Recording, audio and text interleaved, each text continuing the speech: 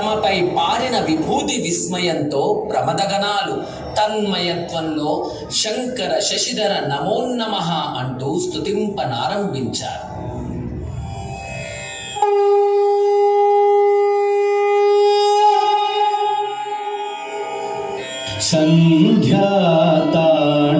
సంధ్యాతాండవమూర్తి శంకర శశిధర నమో నమో. సంధ్యాతాండవమూర్తి శంకర శశిధర నమో నమో.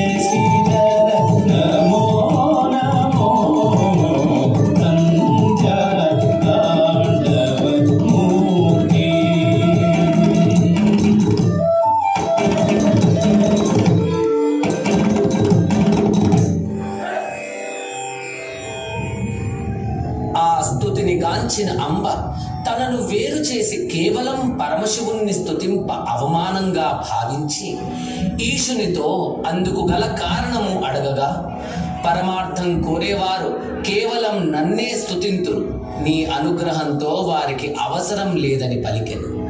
అందుకు తృప్తి చెందక అలక చెంది అద్రిని వీడి కైలాసాన్ని విడలింది అంబ. ప్రకృతి పురుషుడిని వీడిన వేళ ప్రళయహేళ జరుగునని గమనించిన పరమేశుడు పార్వతికి ప్రీతిగా స్తోత్రం చేసి మెప్పించి ఒప్పించి కైలాసానికి తీసుకురావలసిందిగా అప్సరసలను ఆజ్ఞాపిస్తాడు. వారు హిమజ చెంతకు చేరి కొనియాడుతూ నృత్యం ప్రదర్శిస్తారు.